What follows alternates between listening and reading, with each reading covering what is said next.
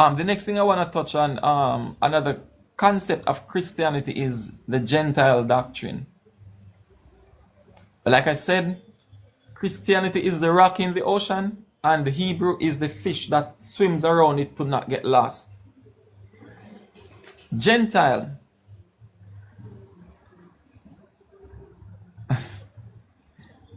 Oh boy.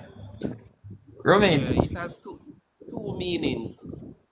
Yes, it has two meanings. right. Is that what you said? Romain, Yeah, the word itself, Gentile, it has two meaning. what are the two meanings? Okay. One, a nation that is outside the original Hebrew itself. And the second meaning, Gentiles are Hebrews that live or adapt to another nation customs. But Christianity decided to take in context the one that from your outside Israel, that's just the Gentile all over. And where did that So meaning come from? That definition. it's from both of them are from the Hebrew words, but I don't remember them right now. All right. But if but they're definitely in the Zandervan Bible dictionary that will actually give the details of the definition of the two words itself. The All one right. word that gives the different meaning. I'm glad you touched the Xander one because this is the thing that, like I said, there's a traditional doctrine in the Hebrew community, and the new people they adapt it and they just regurgitate it because the Zandervan Bible Dictionary does not give you the accurate meaning of Gentile. And this is why you see most of the Hebrews, when they're teaching or talking about Gentile, they have to say that, oh, it's usually a non Israelite people. That's not biblical. That is not biblical. And this is where they take the doctrine now, where there's the kingdom split after Solomon, right? And they Right. say, and they say that one set of the tribe started living a certain way and they became Gentiles. Gentiles is a concept of Christianity, and with that, what they do is anything outside of Christian, they can refer to as heathen, pagan, Gentile. That's all there is to it. So if I'm not a Christian, if I'm a Christian and you are not a Christian, I'm gonna call you a pagan, a heathen, or a Gentile. That is all there is to it. Gentile is the Hebrew word goy. Goy is another word for nation or people. People as in a mass, like a tribe, like a nation, right? Once you see the word goy, it's just referring to nation. It has nothing to do with Israelite or non-Israelite.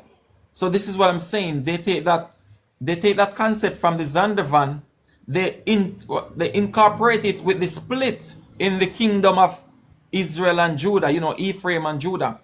And they make a whole doctrine around that, because you cannot go to the New Testament to change the reality of what Goy is. This is why most of these Hebrews, whenever they're talking about Gentiles, they have to run to the New Testament. Oh, ye were Gentiles in the flesh. So I'm going to read Deuteronomy chapter 4 and verse 6, right? I want you to listen. It says, keep therefore and do them, for this is your wisdom and your understanding in the sight of the nations, which shall hear all these statutes and say, surely this great nation is a wise and understanding people. So when it says, surely this great nation, right? This is the Hebrew word goy.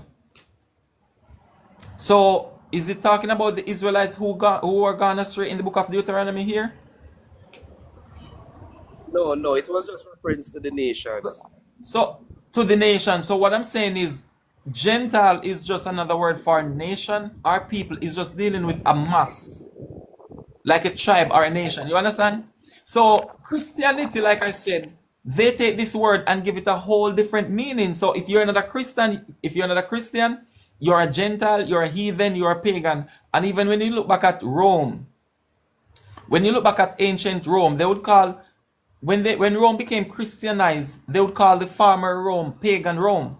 You see what I'm saying? That's only because they became Christianity. They became Christians, so they can refer to the Roman Republic as pagan Rome. But prior to the Christianity, they would just call it Rome. So Gentile, the concept of Gentile or heathen or pagan is just a Christian concept that Hebrews incorporated and make a whole doctrine around it. There's nowhere in the Bible. There are many cases in the Bible where the nation of Israel is referred to as Gentile. I'm talking about from the Hebrew Testament, the Old Testament. This is why people like to go to the New Testament so they can incorporate a new culture. It's not biblical. It has nothing to do with a usually non-Israelite people. That's Zondervan concept. It's not a biblical concept. Yeah, go ahead, Rami. Yes. All right. So basically, as you just mentioned, that is just basically the term nation itself. So People. why in the period when my friend from Rome, I don't remember his name, Carlenius, visit Peter, and they mentioned to Peter that he's getting as a visit, and Peter said that he do not dwell with the Gentiles, knowing that Carlenius was an Israelite. He's from the nation that he is from. So how would you give that explanation then? Yeah, because that's what I just said. When you deal with Gentile, right? You can refer to a tribe or a nation.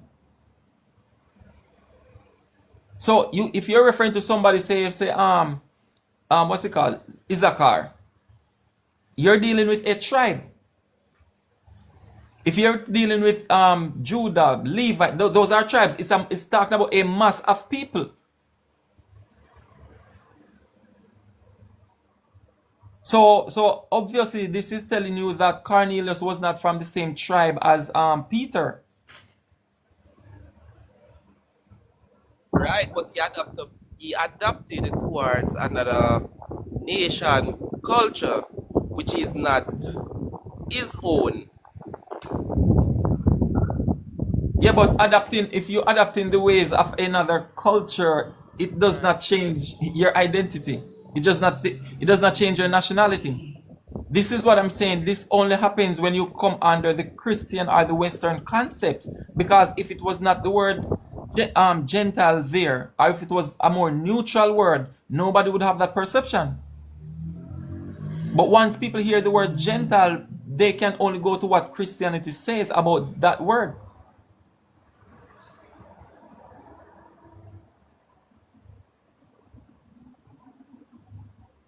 Can a person from Judah, can Judah refer to the Benjamites as Gentile?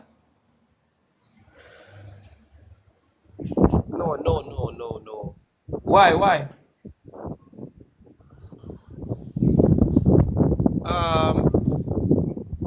Same lineage in a sense, same bloodline, but different tribe. Yeah, but what I'm saying is Gentile is a mass of people. So Judah is one tribe, is a mass of people. That's a Gentile, that's a goy. Benjamin is a goy. This is what I'm saying is a Yes. So what I'm saying is only when it comes to the Christian aspect of the New Testament, they can go into that interpretation. Because one tribe of people is still referred to as a Gentile, is as a goy. Okay. It's All just right. like Yeah. So basically we had that whole concept of the adoption, but instead looking at it from the nation itself perspective. right. Nation and tribe, silent intellect, what's up? Nation and tribe. You can refer to tribe as Gentile, you can refer to the nation as a whole. So if you say Israel on a whole as the 12th tribe, you can refer to them as Goy. And you can take one single tribe, Zebulun, you can refer to Zebulun as Goy. Alright, no problem, silent intellect. You understand what I mean? It's only when it's filtered through modern Christianity the concepts of these words change, but the reality is the same. This is why they cannot define Gentiles back in the Old Testament. Because they would have to give account for Gentiles in Deuteronomy chapter, what did I just read? 4 verse 6. They would have to give account for it. Because it's talking about nation. And it's talking about the nation of Israel. They weren't gone astray in the book of Deuteronomy, chapter 4. So how would they refer to them as a Israelite that went astray? You see, it doesn't fit. You understand what I'm saying? Yeah. I got you. I have to Right. be aware that. So this is what I'm saying, that the Hebrews, they incorporate a lot of their doctrines from Christianity and they just put a black image, they just wrap it in a black image and that's it. But the concepts are the same.